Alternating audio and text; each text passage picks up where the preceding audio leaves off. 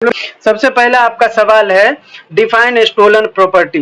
तो मैंने आप लोगों को बताया था स्टोलन प्रॉपर्टी का मतलब क्या है, चोरी किया हुआ या डकैती किया हुआ या रॉबरी किया हुआ या एक्सटॉर्शन किया हुआ कोई भी सामान जो गलत इरादे से आपके पास है। जैसे मैंने कोई सामान चोरी किया, ठीक है, और मैंने वो सामान आपसे बेच दिया, अब वो आपके पोजीशन में है तो वो स्टोलन प्रॉपर्टी है। या वो चोरी का सामान मेरे घर में था तो वो स्टोलन प्रॉपर्टी है। जैसे मैंने किसी का ईयर रिंग चोरी किया, ठीक है, और मैंने वो जेवर वाले को बेच दिया। जेवर वाले को पता है कि ये चोरी का है क्योंकि इसके पास बिल नहीं है, तो जैसे ही वो चोरी का सामान खरीदा उसके पास अगर है तो वो स्टोलन प्रॉपर्टी के इसमें आता है। ठीक है, देखिए under Bharatiya Nyaya Sanhita stolen property is any item that has been obtain through theft, robbery, extortion, cheating और अदर क्राइम्स। किसी भी गलत इरादे से कोई भी सामान आपके पास आया है, चाहे वो चोरी करके आया हो, रॉबरी करके आया हो, एक्सटॉर्शन करके आया हो, चीटिंग करके आया हो, वो स्टोलन प्रॉपर्टी ही कहलाएगा। ठीक है, और जिसके पोजीशन में है वो उसके लिए जिम्मेदार रहेगा।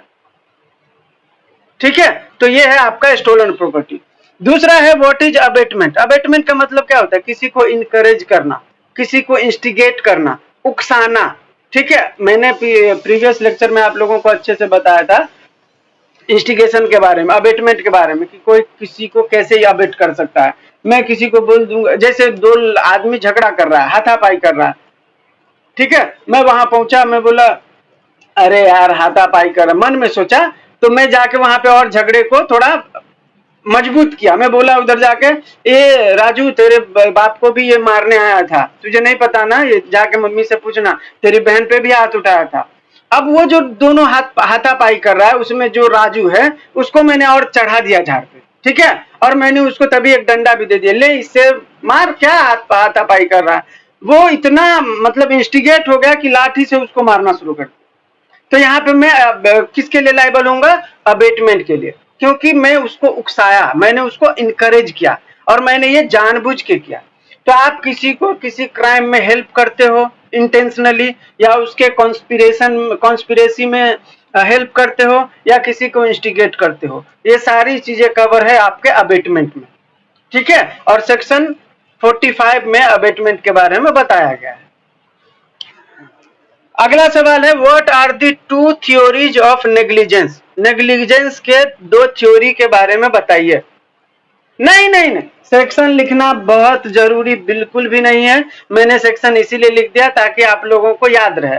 याद है तो वेल एंड गुड, नहीं याद है मत लिखिए। ठीक है, कंफ्यूजन है तो भी मत लिखिए। अगर आपसे क्या यहाँ पे कहीं पूछा था क्या, यहाँ पे पूछा है व्हाट इज अबेटमेंट, यहाँ पे लिखा है क्या कि सेक्शन के साथ लिखा, नहीं लिखा है। और एग्जामिनर आपसे उम्मीद भी नहीं करता है कि आप सेक्शन के साथ लिखे।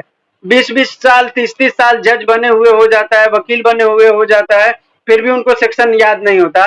एग्जामिनर के पास इतना दिमाग नहीं है कि बच्चे 2 महीने में कहां से सेक्शन याद करेंगे, 358 सेक्शन। ठीक है, तो आपसे बिल्कुल उम्मीद नहीं करता है एग्जामिनर सेक्शन का, तो सेक्शन आप बिल्कुल मत लिखो।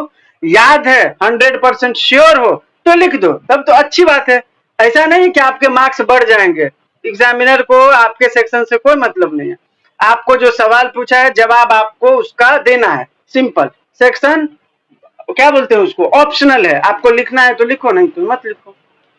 ठीक है, तो यहाँ पे पूछ रहा है what are the two theories of negligence. तो नेग्लिजेंस का मतलब आप लोगों को पता है कि आप अगर कोई लापरवाही से कुछ करते हो, मतलब आपको कुछ लॉफुली करना चाहिए, ऑब्लिगेशन है आपका, लेकिन आपने उसको वायलेट किया, तो ये क्या कहलाता है, ये नेग्लिजेंस कहलाता है। नेग्लिजेंस जब आप पढ़ोगे तो उसका 2 थ्योरी है, एक थ्योरी है सब्जेक्टिव थ्योरी, दूसरा है ऑब्जेक्टिव थ्योरी। ठीक है, सब्जेक्टिव थ्योरी जो है वो सालमंड ने दिया था। ठीक है, सालमंड का मानना था कि कोई भी नेग्लिजेंस जब होता है ना उसमें मेंस रिया जरूरी है।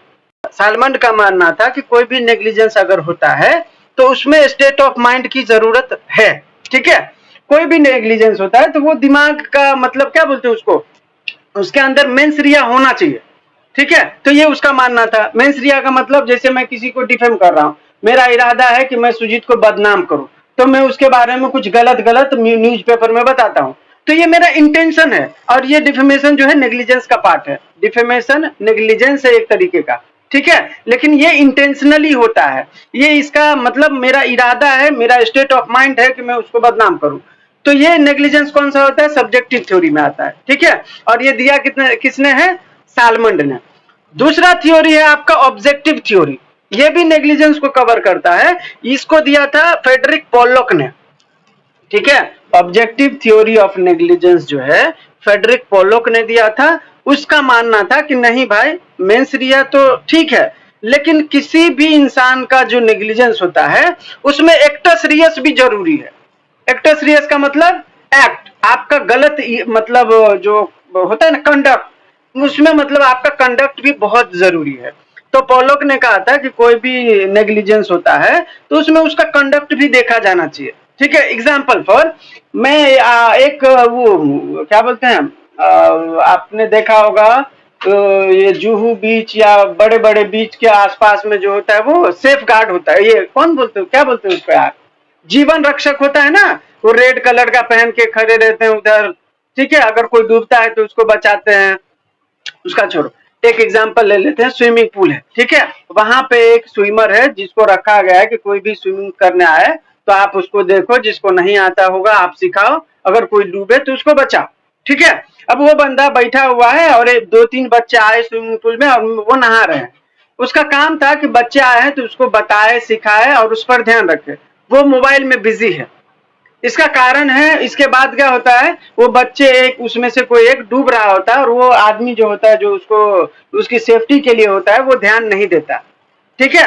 बच्चे को कैसे कैसे करके ये दोनों जो बच्चे हैं उसको बाहर निकाल लिए, लेकिन उसके ऊपर जो स्विमर था, जो बचाने वाला था, उसके ऊपर केस हो गया कि इसने अपने ड्यूटी में नेग्लिजेंस बरता है। तो ये नेग्लिजेंस क्या है, ये इंटेंशनली था क्या, नहीं, यहाँ पे उसका इंटेंशन नहीं था कि वो बच्चा डूबे, उसका कंडक्ट, उसको उसका ड्यूटी था कि वो वहां पे रहे, ठीक है, वो अब उसका काम था कि भाई वो वहां पे बच्चों की निगरानी करे, लेकिन वो मोबाइल में खोया था, उसका कंडक्ट यहाँ पे नेग्लिजेंस वाला था। तो ऑब्जेक्टिव थ्योरी का मानना है कि कोई कंडक्ट जिसको जो करना चाहिए था अगर वो नहीं करता है तो वो कंडक्ट है, ठीक है, और अगर कंडक्ट उसका गलत है तो वो भी नेग्लिजेंस है। तो ऑब्जेक्टिव थ्योरी के अंदर ये आता है और सब्जेक्टिव थ्योरी के अंदर इंटेंशनल जो आपका स्टेट ऑफ माइंड होता है वो वाला आता है। समझ में आया ये? थ्योरीज ऑफ नेग्लिजेंस आपसे पूछा जा सकता है, ठीक है, इसीलिए मैंने इसको विस्तार से बताया। किसी को कोई डाउट है यहाँ तक? सॉरी, नोट्स में मैंने ये दिया है, मैंने ये नहीं दिया है कि उसने सालमन ने दिया था या फेडरिक पोलॉक ने, ठीक है। और अरे अच्छा सब अच्छा लगता, लेकिन मैं अभी देख रहा हूं कि मैंने उसमें नहीं लिखा था बराबर, तो इसीलिए मैंने बता दिया। देखो सब्जेक्टिव, एस से सब्जेक्टिव तो सालमंड ने दिया था, ठीक है, इतना तो याद रहेगा, सब्जेक्टिव है तो सालमन ने दिया था, ऑब्जेक्टिव है तो पोलॉक ने दिया था, ठीक है। सब्जेक्टिव में सालमन ने कहा था कि भाई स्टेट ऑफ माइंड होना जरूरी है, मतलब मेंस रिया जरूरी है किसी भी नेग्लिजेंस के लिए। इसके उलट फेडरिक पोलॉक का मानना था कि नहीं, एक्टस रियस जरूरी है, मतलब कंडक्ट। तो ऐसा, तो बाकी कोई हार्ड नहीं है, आपको समझने का है तो आप आराम से समझ सकते हो इसको, ठीक है। अभी देखिए नेक्स्ट है आपका व्हाट इज गैंगरेप। गैंगरेप क्या है, तो दो या दो से अधिक व्यक्ति जब किसी रेप को कमिट करता है किसी महिला के साथ तो वो होता है गैंगरेप, ठीक है, लेकिन वो उसमें दो या दो से अधिक व्यक्ति होना चाहिए। मुझे पता नहीं इसमें वन और मोर क्यों लिखा है, और आपके बेयर एक्ट में भी वन एंड मोर लिखा है, तो जब एक आदमी करेगा तो वो गैंगरेप कैसे होगा, मेरे समझ में यही नहीं आता, जबकि बेयर एक्ट भी वही बोल रहा है। मुझे लगा कि मैंने गलत लिखा है, लेकिन आप लोगों के सामने मैंने बेयर एक्ट पढ़ा था उस दिन, उसमें भी वन एंड मोर लिखा है, लेकिन मैंने बोला कि टू एंड मोर होगा, और टू और मोर ही होगा, वन एंड मोर नहीं होना चाहिए था, ठीक है। तो दो या दो से अधिक व्यक्ति जब किसी महिला के साथ सेम इंटेंशन से रेप कारित करता है तो वो गैंगरेप कहलाता है, ठीक है। गैंगरेप के लिए जो पनिशमेंट है वो नॉट लेस देन 20 ईयर्स है, ठीक है, विच में एक्सटेंड टू लाइफ इम्प्रिजनमेंट, ठीक है। गैंगरेप को सेक्शन 70 में डिफाइन किया गया है बीएनएस के। नेक्स्ट है आपका व्हाट इज वोयरिज्म। ठीक है। वॉयरिज्म क्या है? तो वॉयरिज्म का मतलब होता है किसी भी महिला को ऐसी परिस्थिति में देखना जहां पे वो उम्मीद नहीं करती है कि उसे कोई देखे। ठीक है। तो ऐसी परिस्थिति में या तो आप उसका फोटो निकालते हो, या आप उसको खुद से देखते हो, या वीडियो निकालते हो, कुछ भी करते हो, तो वो ऑफेंस है वॉयरिज्म का। ठीक है। अगर आपने उसके उस एक्ट को विदाउट कंसेंट देखा है, अब मेरी कोई गर्लफ्रेंड है, ठीक है, अब मैं वो मेरे सामने ही नहा रही है, एक एग्जांपल बता रहा हूं, तो ये क्या वोयरिज्म होगा? नहीं होगा, वो कंसेंट वाला है। विदाउट कंसेंट महिला से जुड़े हर अपराध में कंसेंट का महत्व बहुत ज्यादा है, हमेशा याद रखना। चाहे वो रेप हो, वोयरिज्म हो, स्टॉकिंग हो, ये असॉल्ट हो, सेक्सुअल हैरेसमेंट हो, कुछ भी हो, अगर कंसेंट नहीं है तभी वो अपराध है। ठीक है। कंसेंट है तो वो अपराध नहीं है, तो ये हमेशा याद रखना। और कंसेंट वो फ्री कंसेंट होना चाहिए, बाय थ्रेट, बाय इंड्यूसमेंट, किसी को धमका के कंसेंट लेना, तेरे अगर तू मेरे साथ नहीं चली तो मैं तेरे भाई को उठवा लूंगा। अब लड़की मेरे साथ जा रही है तो उसको फ्री कंसेंट मानेंगे? नहीं मानेंगे, हमने उसको वहां पे थ्रेट दिया है। ठीक है। तो ये होता है। तो ऐसा जब कोई कंसेंट विलफुली ना हो तब वो अपराध की श्रेणी में आता है। ठीक है। नेक्स्ट है सवाल आपका असॉल्ट। Define assault. तो असॉल्ट का मतलब क्या है? मेकिंग गेस्चर और preparation that cause a person to believe they about to be subjected to criminal force. किसी को धक्का दे देना, किसी का चुन्नी खींच लेना, ठीक है, किसी को स्लैप मार देना, ये सब असॉल्ट में आता है। फोर्सफुली आपने क्रिमिनल फोर्स का इस्तेमाल किया है उसके ऊपर, या उसको ऐसा लगता है कि आप उसके ऊपर हाथ उठा दोगे या मतलब मार दोगे, ऐसा कुछ, तो वो असॉल्ट के। सॉरी। हेलो।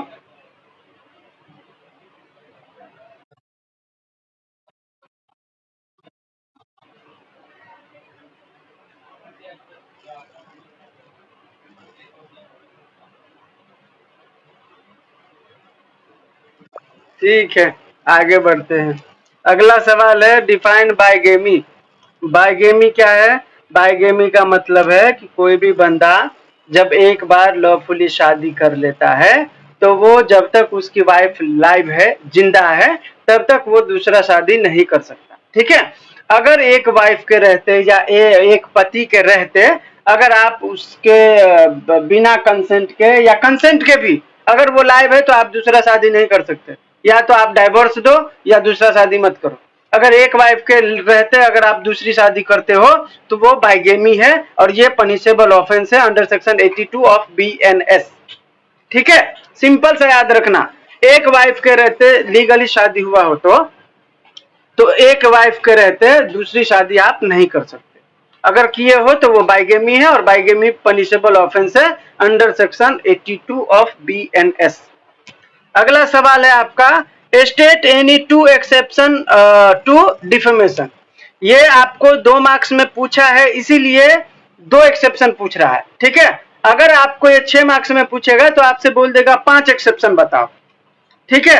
अगर ये 13 मार्क्स में पूछ देगा तो आपको बोलेगा कि डिफेमेशन बताओ, डिफेमेशन कितने टाइप का होता है वो बताओ, डिफेमेशन कब कब नहीं होता है वो बताओ, मतलब विस्तार से। ऐसा नहीं है कि 13 मार्क्स के लिए कोई आसमान से सवाल आता है, बिल्कुल गलत है। सवाल आपके यही से आएंगे, जैसे मैंने बताया आपको डिफाइन असॉल्ट, तो आपसे पूछा जा सकता है 6 मार्क्स के लिए भी डिफाइन असॉल्ट, और असॉल्ट कब कब नहीं माना जाएगा। तो जब आप विलफुली किसी के साथ कुछ मतलब मैं दोस्त हूँ और मेरी दोस्त जा रही है, मैं उससे पीछे से धकेल दे सकता हूँ, ये असॉल्ट नहीं होगा, मेरी दोस्त है, विद कंसेंट रहता है वो सब बराबर। तो ऐसा, तो आपको एक्सेप्शन भी पूछा जा सकता है 6 मार्क्स में, या आपसे पूछा जा सकता है कि कब कब असॉल्ट नहीं माना जाएगा, ठीक है, या कब कब असॉल्ट माना जाएगा। तो 6 मार्क्स में उसी सवाल को थोड़ा विस्तार से लिखना है, बाकी सवाल कुछ अलग से नहीं बनता। ठीक है। तो ये बाइगेमी पूछा गया था, मैंने बता दिया। राइटिंग छूट गया था। राइटिंग का मतलब क्या होता है? जब कोई ग्रुप ऑफ पीपल वायलेंस करता है, ठीक है, किसी सेम इंटेंशन से, तो उसको बोला जाता है राइटिंग। बोलते हैं ना दंगा, दंगा हो गया। दंगा कब होता है? कोई एक आदमी घर से आके दंगा करके चला जाता है क्या? नहीं, ग्रुप ऑफ पीपल होते हैं, सब मिल के, सबका इंटेंशन एक रहता है, आज आगजनी करेंगे, गाड़ी में तोड़फोड़ करेंगे। ये सब क्या है? ये सब राइटिंग है। ठीक है। हाँ, अगला था आपका state any two exception to defamation. कब कब डिफेमेशन नहीं होगा? तो पहला है फेयर कमेंट। अगर आप किसी के ऊपर गुड फेथ में कोई कमेंट करते हो तो वो जो है डिफेमेशन के श्रेणी में नहीं आता है, ये अपवाद है, एक्सेप्शन है। ठीक है। दूसरा है ट्रुथ। अगर आप किसी के संदर्भ में कुछ बातें बोल रहे हो और वो ट्रू है और जस्टिफाइड है तो वो भी डिफेमेशन नहीं कहलाएगा। तीसरा है ओपिनियन। अगर आप किसी के बारे में कहीं पे ओपिनियन दे रहे हो अपना, ठीक है, तो वो भी डिफेमेशन नहीं होता है। चौथा है पब्लिक इंटरेस्ट। अगर कोई भी स्टेटमेंट आप जो दे रहे हो और वो स्टेटमेंट पब्लिक इंटरेस्ट में है तो वो जो है डिफेमेशन के श्रेणी में नहीं आता है। ठीक है। तो ये सब जो है एक्सेप्शन होते हैं डिफेमेशन के रिगार्डिंग। डिफेमेशन दो टाइप का होता है, एक होता है स्लैंडर, एक होता है लिबल। लिबल का मतलब लिख के, एल से लिबल, एल से लिख के। स्लैंडर का मतलब होता है एस से स्लैंडर, एस से स्पीक, स्पीक का मतलब बोल के। तो जो बोल के दिया जाएगा, जो बोल के किया जाएगा वो होगा स्लैंडर डिफेमेशन। जो लिख के किया जाएगा मतलब कहीं पब्लिश कर दिया, न्यूज़पेपर में लिख दिया, कहीं ऐसा आर्टिकल हुआ, तो ये सब जो है लिबल डिफेमेशन के अंडर कवर होता है। Got it. अगला सवाल है आपका, what is dowry death. Dowry death क्या है? तो dowry death under BNS defined as the death of a woman within 7 years of her marriage caused by burn, bodily injury or cruelty in connection with a dowry demand। ये मैंने previous lecture में भी बताया था आप लोगों को कि डाउरी डेथ तब होता है जब शादी के 7 साल के भीतर हुआ हो वो डेथ, उस महिला के बॉडी पे कहीं इंजरी हुआ हो और ये पाया जाए कि उस महिला का जो उस महिला के साथ जो है क्रुअल्टी होता था डाउरी डेथ, डाउरी के नाम पर। ठीक है, कि तेरे बाप ने पैसा नहीं दिया, तेरे बाप ने कम पैसा दिया, तेरे बाप ने ये नहीं दिया, वो नहीं दिया, इस तरीके से अगर कुछ करता है तो ये जो है डाउरी डेथ की ओर इशारा करता है, ऐसा सेक्शन 80 बोलता है। ठीक है। नेक्स्ट सवाल है आपका, what is imprisonment in leave of fine. ठीक है। तो imprisonment in leave of fine का मतलब क्या होता है? अगर किसी अपराध में आपको जो है फाइन लगाया गया है, ठीक है, और आप जो है फाइन नहीं भर सकते हो, ठीक है, तो फाइन जब नहीं भर सकते हैं तो ऐसी परिस्थिति में जो है आपको इम्प्रिजनमेंट होता है। इम्प्रिजनमेंट क्या दिया हुआ है? बीएनएस जब पढ़ोगे तो उसमें बताया गया है, अगर कोर्ट 5,000 तक का जुर्माना लगाता है, ठीक है, और वो बंदा जो है 5,000 तक नहीं भर सकता तो उसके लिए 2 महीने तक का उसको सजा दिया जा सकता है। ठीक है, जेल टर्म। अगर कोर्ट ने 10,000 तक का जुर्माना लगाया है तो ऐसी परिस्थिति में उसको 4 महीने तक का सजा दिया जा सकता है। तो ऐसा नहीं है कि कोर्ट 4 महीना ही दे। अगर कोर्ट को लगता है कि नहीं यार 10,000 कम अमाउंट है, उसके लिए 4 महीना क्या देना, 1 महीने का दे देते हैं, तो कोर्ट 1 महीने तक का दे सकता है। ठीक है, ये जो 4 मंथ है वो मैक्सिमम है। कोर्ट अगर देना चाहे तो 4 महीना तक दे सकता है। ठीक है। अबव 10 के मैक्सिमम 1 ईयर इम्प्रिजनमेंट। अगर 10,000 से ज्यादा का जुर्माना लगा रहा है कोर्ट तो कोर्ट उस परिस्थिति में 1 साल तक का जेल उसको सुना सकता है। 1 साल से ज्यादा नहीं सुना सकता। और कोर्ट ये जरूरी नहीं है कि कोर्ट 1 साल ही लगाए, कोर्ट 15 दिन का भी लगा सकता है, 1 महीने का भी लगा सकता है। ऐसा कोई मतलब हार्ड एंड फास्ट रूल नहीं है। मैक्सिमम 1 ईयर तक दे सकता है, ऐसा कोर्ट के पास पावर। ठीक है। दूसरी परिस्थिति कब आती है? जब इम्प्रिजनमेंट भी कोर्ट ने दिया हो, ठीक है, और फाइन भी कोर्ट ने लगाया हो, दोनों चीज लगाए उसके ऊपर। ठीक है, उस परिस्थिति में वो बंदा इम्प्रिजनमेंट तो झेल सकता है लेकिन फाइन नहीं दे सकता। तो फाइन के बदले उसको कितना इम्प्रिजनमेंट मिलेगा? तो उसका 1/4 जो है उसको मिलेगा, जितना मैक्सिमम रहेगा उस अपराध के लिए। एग्जाम्पल फॉर, मैंने चोरी किया, ठीक है, चोरी का मैक्सिमम पनिशमेंट जो है 3 साल है। एग्जाम्पल फॉर, ठीक है, उस चोरी के लिए कोर्ट ने मुझे 6 साल का सजा सुनाया था और ऊपर से कोर्ट ने कहा कि तू 20,000 रुपया जुर्माना भरेगा। ठीक है, अब मैं 6 महीने तो जेल जा सकता हूं लेकिन मैं 20,000 नहीं भर सकता, मैं गरीब आदमी। ठीक है, तो मुझे चोरी के सजा के लिए जो मैक्सिमम रहेगा उसका 1/4 मेरे सजा में जुड़ जाएगा। तो 3 साल का कितना हो गया, 3 साल का 36 महीना, ठीक है। 36 महीने को 1/4 करेंगे तो 9 महीना, 9 चौक 36, ठीक है। तो 9 महीना, तो मेरे 6 महीने के सजा में 9 महीना जुड़ जाएगा, तो मेरे लिए पनिशमेंट जो हो जाएगा अब वो 15 महीने का जेल टर्म हो जाएगा, ठीक है। ये जब इम्प्रिजनमेंट के साथ फाइन हो तब 1/4 है, ठीक है। और जब सिर्फ फाइन लगाया जाए तो उस परिस्थिति में 5,000 तक है तो 2 महीना तक का सजा, 10,000 तक है तो 4 महीने तक का सजा, 10,000 तक है तो उसमें जो है आपका 1 साल तक का सजा सुनाया जा सकता है। यहां तक सभी को क्लियर है? ये जो सारे सवाल हैं वो ये प्रीवियस ईयर पर बेस्ड हैं और आपके जो मॉड्यूल है उसमें भी ये सारी चीजें कवर है। मैंने बताया उस दिन भी सिलेबस जब हम लोग पढ़ रहे थे तो उसमें भी था ना फाइन के बारे में, यहाँ भी सवाल पूछा है, ठीक है। यहाँ तक क्लियर है? मैं अगला पूछ रहा है, state any 2 defences of negligence. Negligence के लिए क्या क्या डिफेंस आप ले सकते हो, ठीक है। तो सबसे पहला नेग्लिजेंस के लिए जो डिफेंस है वो है कॉन्ट्रीब्यूटरी नेग्लिजेंस। कॉन्ट्रीब्यूटरी नेग्लिजेंस का मतलब है कि मैं अगर तेज चला रहा था गाड़ी, ठीक है, तो मेरी तो गलती है ही, सामने वाला गलत रास्ते से आ रहा था, उसको राइट साइड से चलना चाहिए, वो लेफ्ट साइड से आ रहा था, ठीक है। तो गलती उसकी भी है, गलती मेरा भी है, तो मैं इसका डिफेंस कोर्ट में ले सकता हूं कि यहाँ जो नुकसान हुआ है उसमें उसकी भी गलती थी, ठीक है। तो जब सामने वाला और मेरा दोनों का गलती इक्वल हो तो उसको बोला जाता है कॉन्ट्रीब्यूटरी नेग्लिजेंस, ठीक है। तो ये डिफेंस का काम करता है। दूसरा है act of God. Act of God का मतलब है कोई ऐसा सिचुएशन, कोई ऐसा अनफोर्सिएबल इवेंट जो आपके बस में नहीं था, ठीक है। वो मतलब नेचुरल फोर्स था, मतलब भगवान के, जैसे मान के चलो कोई कार लगा है, अब अचानक से वो कोई पेड़ जो है आंधी में गिर गया, ठीक है। तो अब क्या आप बीएमसी पे वो केस मरोगे? नहीं, वो एक्ट ऑफ गॉड है, तूफान आया पेड़ गिर गया, जनरली वो पेड़ नहीं गिरता, इतना मजबूत पेड़ था, बराबर। तो ये जो एक्ट ऑफ गॉड है वो नेग्लिजेंस के केस में डिफेंस का काम करता है, ठीक है। तीसरा है इनएविटेबल एक्सीडेंट।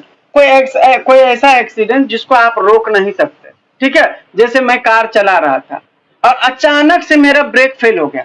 ब्रेक फेल होने का कोई आपके हाथ में कोई वो था क्या कि ब्रेक फेल ना हो? ब्रेक फेल कभी भी हो सकता है, ठीक है। तो आप अगर ब्रेक फेल हो गया तो आप गाड़ी तो सीधा ही चलाओगे, ऐसा तो है नहीं कि किधर भी घुमा दोगे, ठीक है। आप सीधा चला रहे थे, कोई साइकिल वाइकल से जा रहा था उसको लग गया, ठीक है। तो आप डिफेंस ले सकते हो वहां पे कि सर मेरा जो कार था उसका ब्रेक फेल हो गया था और मेरे हाथ में उसका कंट्रोल नहीं था, इनएविटेबल था, उसको आप रोक ही नहीं सकते, ठीक है। तो ऐसा तो इनएविटेबल एक्सीडेंट जो होता है वो भी जो है डिफेंस का काम करता है नेग्लिजेंस में, ठीक है।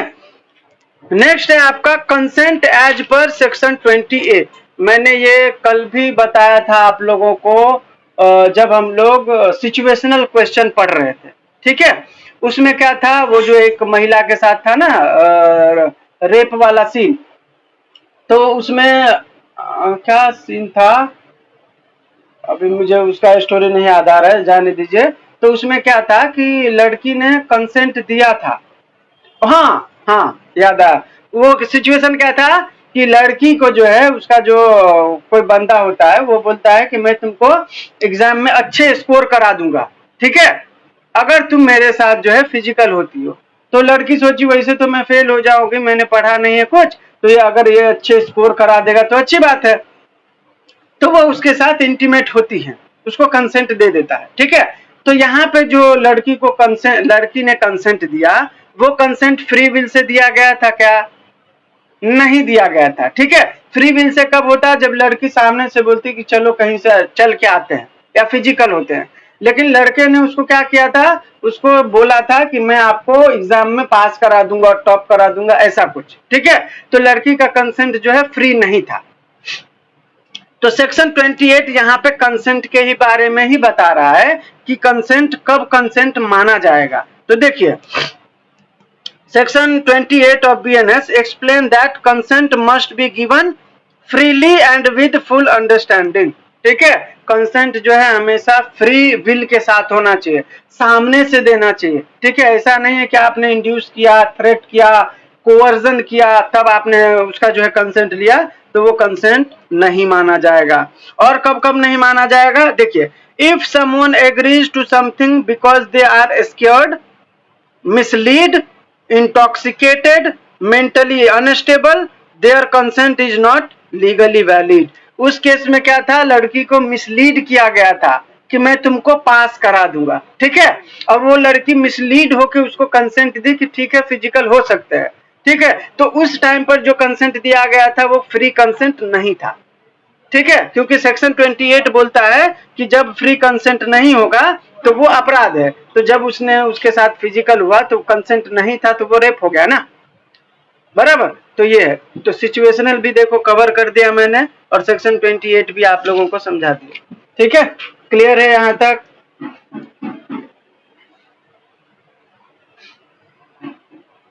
चलिए आगे बढ़ते हैं। आप लोगों से उम्मीद भी नहीं है कि आप थम्स अप करो। आगे बढ़ते हैं। देखिए नेक्स्ट है bribery. What is bribery as per section 170। Section 170 जब आप पढ़ोगे बीएनएस का, तो वहां पे बताया है ब्राइबरी के बारे में। ब्राइबरी क्या है?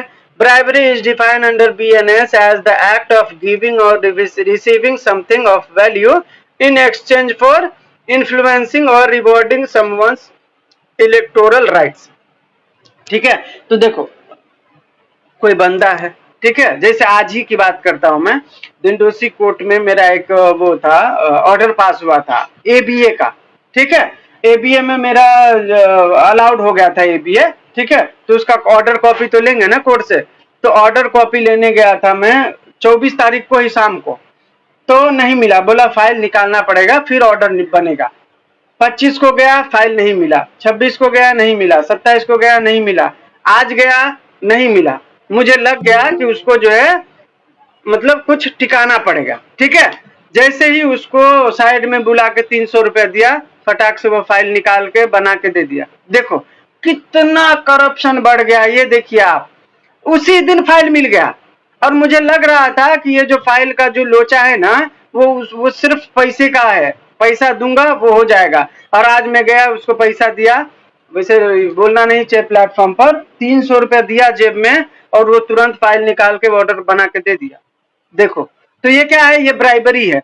आपको कुछ देने के लिए आपने कुछ लिया, ठीक है, या कुछ लेने के लिए कुछ दिया, तो ये ब्राइबरी होता है।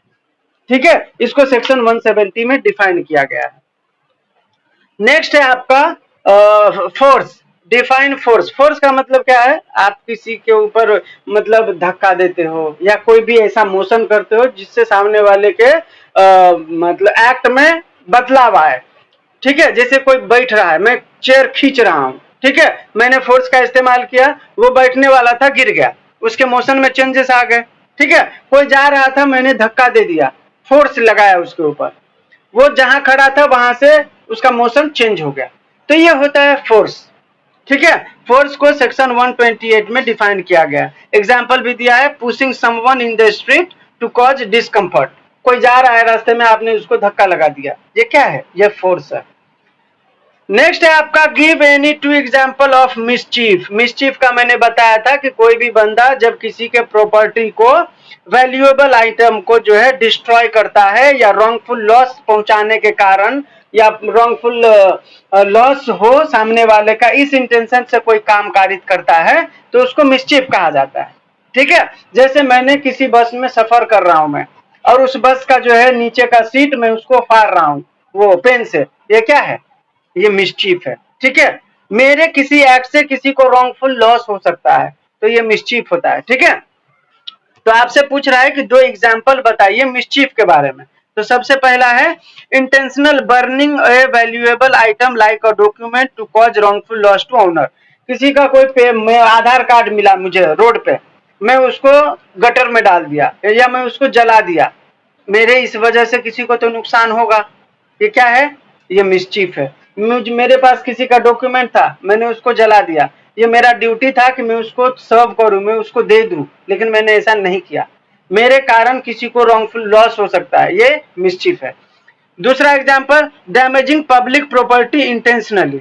सच as train track, aircraft to disrupt transportation. ये ट्रेन का ट्रैक है, मैं वहां पे कोई सामान जाकर रख देता हूँ, यातायात वहां का बाधित हो गया, अब वहां से वो हटाएगा तब तो ट्रेन चलेगा ना, तो तब तक के लिए वो बाधित हो गया, बराबर। जितने भी यात्री थे उसको नुकसान हो गया। मैं किसी बस में बैठा, ट्रेन वो सीट को जो है खुरेदना शुरू कर दिया पेन से, या उसको डैमेज करने लगा, क्या है ये? मिसचिफ है, ठीक है। तो ये हो गया दो तरीके का मिसचिफ। नेक्स्ट है आपका what is dishonest misappropriation of property. तो मिसअप्रोप्रिएशन ऑफ प्रॉपर्टी का मैंने आप लोगों को बताया था। जैसे एग्जांपल फॉर, मैंने आपको जो है मैंने किसी कार वाले को या रिपेयर वाले को अपना कार दिया, ठीक है, और उसको बोला कि भाई इसको रिपेयर कर दे। उसने रिपेयर किया, लेकिन मेरे आने से पहले वो किसी को भाड़े पे दे दिया, ठीक है, कि भाई 1 घंटे में आ जाएगा ना, इसका ओनर आने वाला है। मैंने उससे 1000 रुपए लेके उसको भाड़े पे दे दिया। जब तक मैं आया तो देखता हूँ ये भाड़े पर से बंदा दूसरा गाड़ी लेके आया, उसको 1000 रुपए दे दिया। ये क्या है? उसने criminal dishonest misappropriation of property किया है, ठीक है।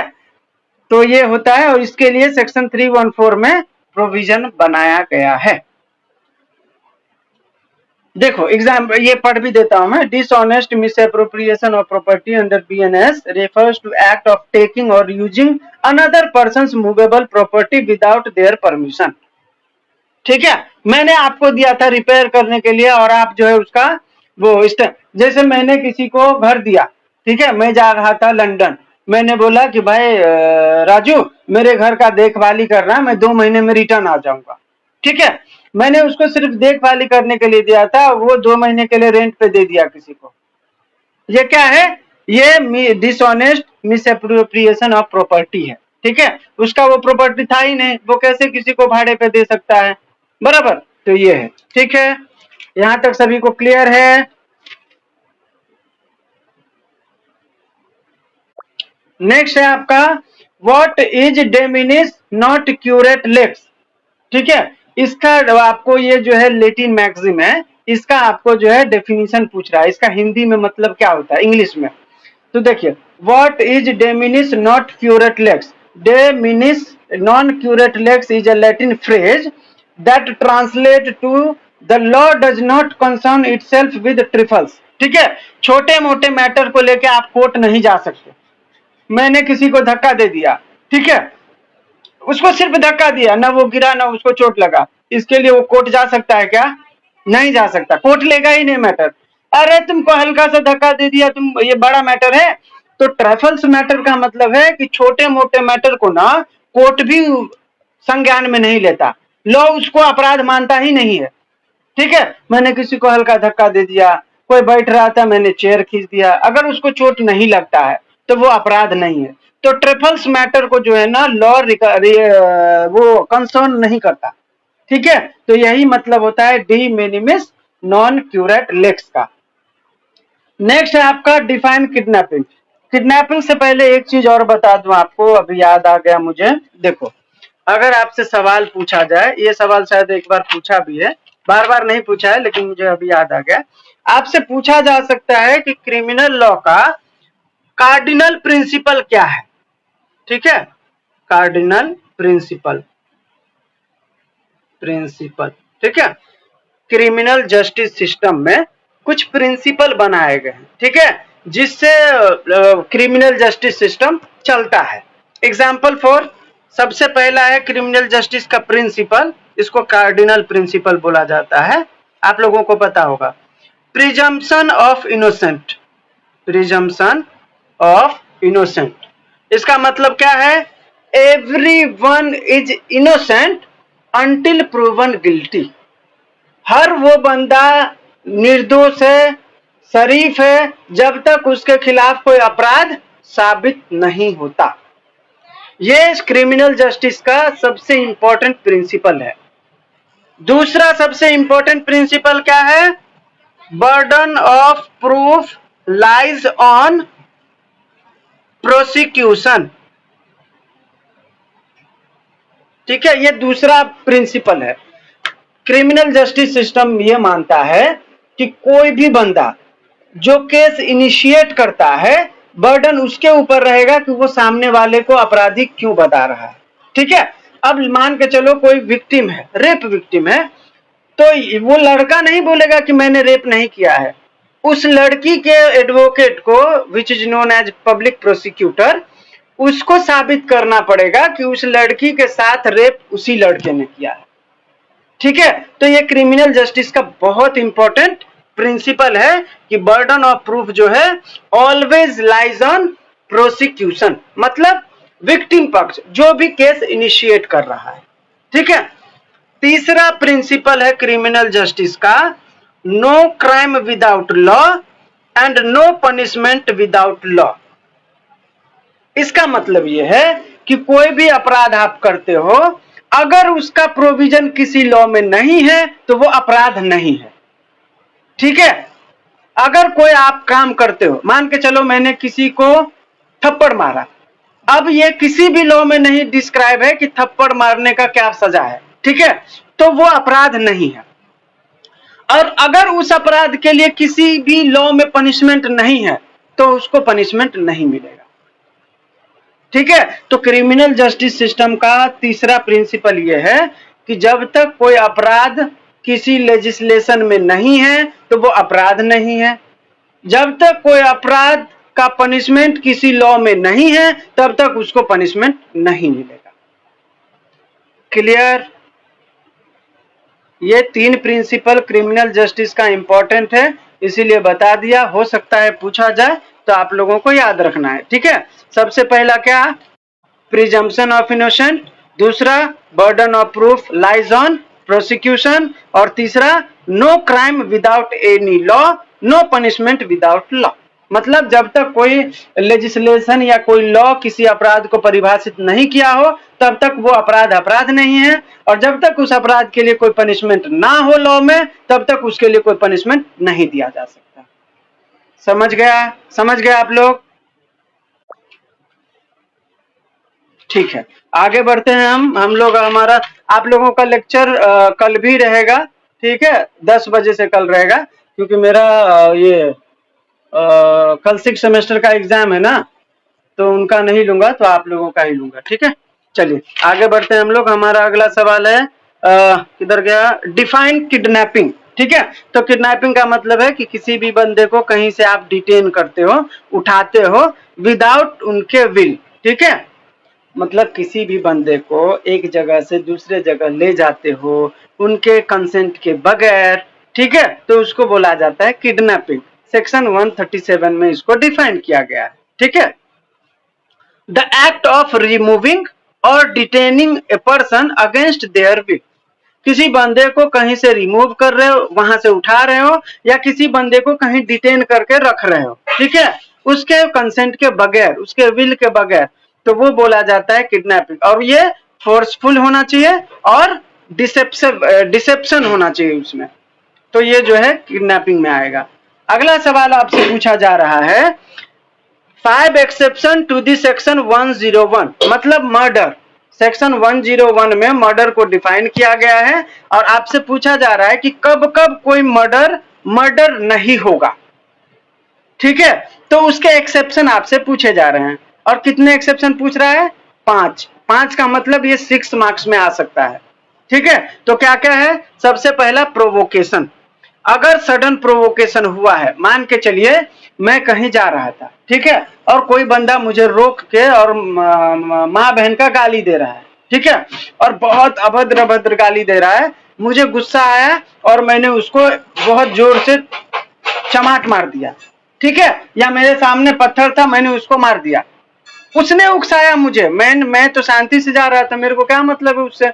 तो अगर मुझे कोई सडन प्रोवोकेशन दे रहा है और उस प्रोवोकेशन में आकर अगर मैं किसी को मारता हूं तो वो मर्डर नहीं होता है। ठीक है, ये एक्सेप्शन में आ जाएगा। हमने अभी पढ़ा था सेक्शन 14 से 44 तक था ना, एक्सेप्शन, जनरल एक्सेप्शन, उसमें आ जाता है। ठीक है, दूसरा है सडन फाइट। अचानक से हमने फाइट किया, ठीक है, मैं जा रहा था, वो आ रहा था, हम दोनों में बाता बाती हुआ, दोनों में फाइटा फाइटी हुआ, और अब पता चला कि मैंने जोर से फाइट मार दिया, वो वहीं पे मर गया। ये क्या है, ये सडन फाइट है। सडन फाइट में कोई प्रीमीडिएशन नहीं होता। मुझे क्या मालूम था कि भाई वो मेरे को मारने आएगा तो मैं मारूंगा, ऐसा कुछ था ही नहीं। हम दोनों जा रहे थे आपस में, अचानक से भी गाड़ी वाड़ी सट गया होगा, हम दोनों में बाता-बाती हुआ, गाली गलौज हुआ, फाइटिंग शुरू हुआ और मैंने जोर से मारा, वो मर गया। मर्डर के लिए क्या जरूरी है? प्रीमीडिएशन, मतलब मैं पहले से तैयारी करके आऊं कि मुझे उसको मारना है, ठीक है, तब वो मर्डर होता है। अगर सडन फाइट हुआ और तब ऐसा कुछ अपराध होता है तो वो मर्डर नहीं होता, ये याद रखिएगा। तीसरा है सेल्फ डिफेंस। अगर आपने किसी को मार दिया लेकिन सेल्फ डिफेंस में मारा, वो आ रहा था बंदूक से आपको मारने के लिए, वो ट्रिगर पे उंगली रखा, आपके सर पे डाला, जैसे ही वो ट्रिगर दबा रहा था आपने चाकू लिया, 4-5 बार घुमा दिया, वो वहीं गिर गया। ये क्या है? सेल्फ डिफेंस में आपने मारा। अगर आप नहीं चाकू घुमाते उसके बॉडी पे तो आपको ट्रिगर दबा के वहीं खलास कर देता, ठीक है। तो ये भी सेल्फ डिफेंस जो है वो एक्सेप्शन के अंदर आता है। चौथा है पब्लिक ड्यूटी। कोई पब्लिक सर्वेंट है, आतंकवादी आया, ठीक है, या कुछ ऐसे एक गुंडा है जो हैबिचुअल ऑफेंडर है, वह हाथ में गन लेके पब्लिक प्लेस में गोली चला रहा है, 1-2 को मार भी दिया, ठीक है। वहां पे इंस्पेक्टर पहुंचा, वो देख रहा है अगर उसको नहीं मारेगा तो वो बहुत सारों को मार देगा, फटाक से बंदूक उठाता है, उसको ठोक देता है, वो वहीं पे ढेर। ये क्या है? मर्डर है? नहीं है, वो अपना पब्लिक ड्यूटी परफॉर्म कर रहा था, ठीक है। तो पब्लिक ड्यूटी परफॉर्म करते समय अगर किसी की जान जाती है तो वो मर्डर नहीं होता। नेक्स्ट है consent. Deceased was consented to the risk of death. Example for, आप हॉस्पिटल में गए सर्जरी कराने, ठीक है, आपने एक डॉक्यूमेंट पे साइन किया कि हाँ भाई ऑपरेशन के दरमियान अगर कोई हादसा होता है या ऑपरेशन सक्सेसफुल नहीं होता है और उनकी जान जाती है तो इसके लिए आप लायबल नहीं होगे। ये हर डॉक्टर जो है, हर हॉस्पिटल करवा लेता है। तो अगर आपने उस पे ऑपरेशन के डॉक्यूमेंट पे साइन कर दिया तो आपने कंसेंट दे दिया। अब अगर वो मरता है डॉक्टर के ऑपरेशन से तो ये मर्डर नहीं होगा। क्यों नहीं होगा? क्योंकि ये कंसेंट दे दिया गया था और जैसे ही आप कंसेंट दे देते हो तो ये जनरल एक्सेप्शन के अंदर कवर हो जाता है। समझ में आया? नेक्स्ट है आपका डिफाइन डकैती। डकैती का मतलब क्या है? 5 या 5 से अधिक व्यक्ति जब कोई रॉबरी करता है तो वो जो है डकैती कहलाता है, ठीक है, हमेशा याद रखना। डकैती में 5 या 5 से ज्यादा आदमी होना चाहिए और सबका जो इंटेंशन है वो सेम होना चाहिए। तो अगर ऐसा कोई रॉबरी किया जाता है जिसमें 5 से ज्यादा आदमी सहायक है तो वो डकैती कहलाता है। सेक्शन 309 में इसके लिए प्रावधान किया गया है, ठीक है। नेक्स्ट है आपका deterrent theory of punishment. Deterrent theory of punishment signifies the idea that the primary purpose of punishing a criminal is to discourage them and others in society from committing similar crimes by instilling fear through the threat of the severe penalties, ठीक है। Deterrent theory का एक होता है reformative theory, ठीक है, एक होता है डिटरेंट थ्योरी। रिफॉर्मेटिव थ्योरी का मतलब है कि भाई किसी को जो है पनिशमेंट दो, अगर उसको लगता है कि वो रिफॉर्म हो सकता है तो उसको कम से कम सजा दो और उसको ओपन जेल में रखो, ठीक है, ताकि उसको और बिगड़ने का मौका ना मिले। डिटरेंट थ्योरी का मतलब है कि भाई जिसने अपराध किया है उसको सजा दो, जो भी लॉ में है। और एक और थ्योरी होता है जिसमें बोलता है आई टू आई, मतलब किसी ने आंख फोड़ा तो उसको आंख फोड़ दो, ऐसा भी थ्योरी है। तो 2-3 थ्योरी है, अगर आप लोगों को टाइम मिले तो बारीकी से गूगल पे जाना और उसके बारे में पढ़ना, ठीक है। इसमें डिटरेंट थ्योरी बोलता है कि भाई किसी ने कोई अपराध किया है तो आप उसको पनिशमेंट दीजिए जो लॉ में है, ठीक है, ऐसा। नेक्स्ट है आपका what is custodial rape. Custodial rape का मतलब होता है कि कस्टडी में अगर कोई महिला है और उसके साथ अगर कोई अथॉरिटी रेप करता है, जैसे जेल में कोई महिला है उसके साथ रेप होगा तो क्या होगा? वो कस्टोडियल रेप होगा, ठीक है। सेक्शन 64 सबसेक्शन 2 में डिफाइन किया गया है BNSK, ठीक है। यहां तक में किसी को डाउट है?